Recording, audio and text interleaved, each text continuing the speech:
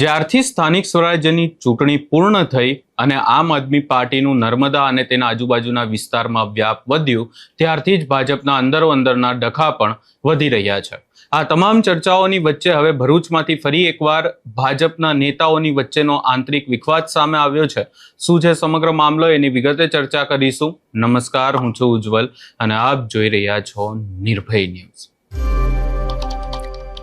આમ તો ભાજપની વાત કરવામાં આવે તો સૌથી પહેલા વાત શિસ્તની કરવામાં આવતી હોય છે, પરંતુ હવે એક પછી એક એવી બાબતો સામે આવી રહી છે કે જ્યાં ભાજપમાં આંતરિક ડખાઓ વધતા હોય એવું જોવા મળી રહ્યું છે। આ તમામ ચર્ચાઓની વચ્ચે ફરી એકવાર વિવાદ સામે આવ્યો છે ભરૂચમાંથી, કે જ્યાં ભરૂચમાં ભાજપના જ બે નેતાઓ આમને સામને આવી ગયા, મામલો મારામારી સુધી પહોંચી ગયો।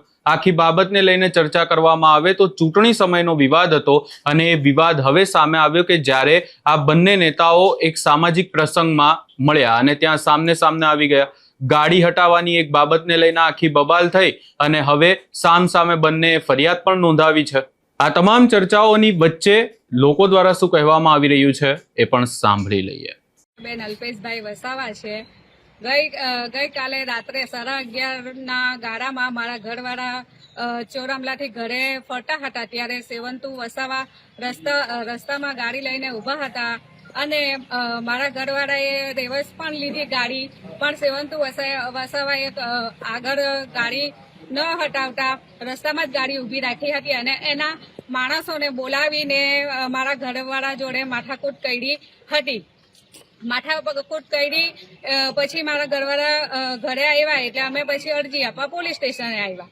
પોલીસ સ્ટેશને આવ્યા પછી પીએસઓ મેડમને અમે અરજી લખાવી અને અરજી લખાવીને અમે કીધું કે તમે આરોપીને અહીંયા બોલાવશો, તો એમણે મને એવો જવાબ આપ્યો કે આરોપીને અમે બોલાવીશું પણ તમે પેલા અરજદાર છે જેમની સાથે માથાકૂટ થઈ છે એમને તમે પોલીસ સ્ટેશન બોલાવો।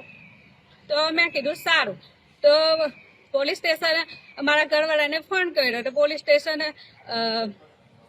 સ્ટેશન તમે આવો। પછી અરજી લખી, પછી અમે ઘરે જવાની તૈયારી કરતા હતા। અમે પોલીસ પ્રોટેક્શન માંગી પણ પેલા પીએસઓ મેડમે કીધું કે એ પોલીસ પ્રોટેક્શન અમારા અંદર આવતું નથી અને અમે તમને પોલીસ પ્રોટેક્શન આપી શકીએ નહીં।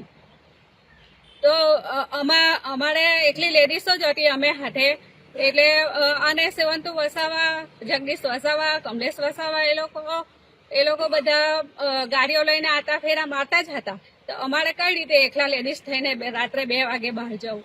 એટલે મારા ઘરવાળાને પછી ફોન કર્યો એટલે પાછા પોલીસ સ્ટેશન આવ્યા અને એમની જોડે પણ પેલા પીએસઓ મેડમની ચર્ચા થઈ અને રાત્રે અમે 12 વાગ્યાના બેઠા છે, અત્યારે 7 વાગ્યા છે તો બી કોઈ અટકાયતી પગલાં લેવામાં આવ્યા નથી અને સેવંતુ વસાવાને એ લોકો પકડવા પણ નથી ગયા અને કોઈ પ્રકારની કાર્યવાહી કરી નથી।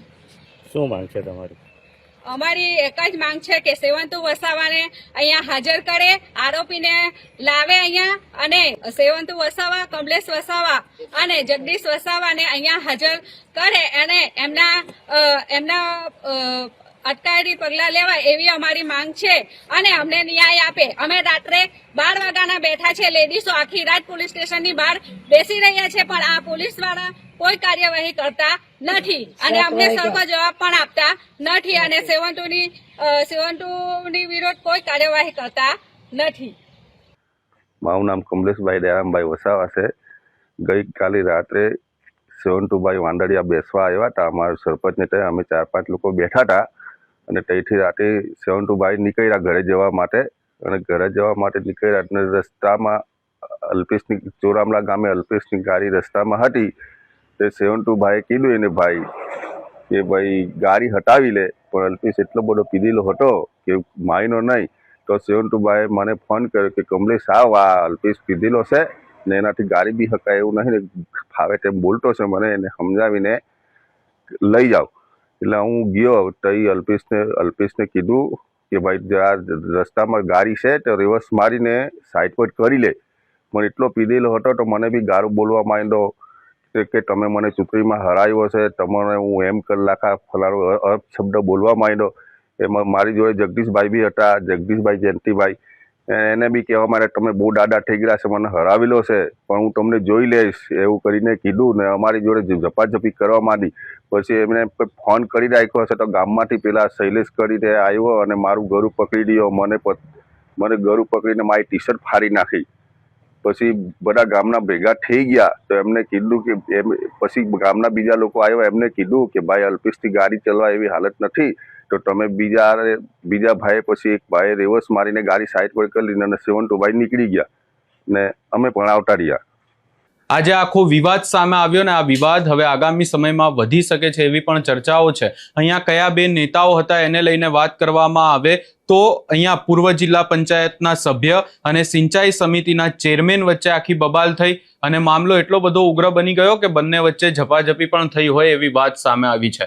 આજે હવે આખો વિવાદ સામે આવ્યો છે, એના ઉપર ભાજપના નેતાઓએ ધ્યાન આપવું પડશે, કારણ કે પહેલાથી જ નર્મદા ભરૂચ આ વિસ્તારમાં ભાજપના જે ડખાઓ છે એ વધી રહ્યા છે ને એની અંદર જો આ નેતાઓ વચ્ચે પણ ડખાઓ વધશે તો પછી આગામી સમયમાં ભાજપને 2027ની ચૂંટણીમાં આ તમામ વિવાદો ભારે પડી શકે છે. આજે આખી બાબત સામે આવી એને લઈ તમારો શું અભિપ્રાય છે એ અમને કમેન્ટ કરી જરૂર જણાવશો ને અમારી ચેનલ નિર્ભય ન્યૂઝને લાઇક, શેર, સબસ્ક્રાઇબ કરવાનું ભૂલશો નહીં.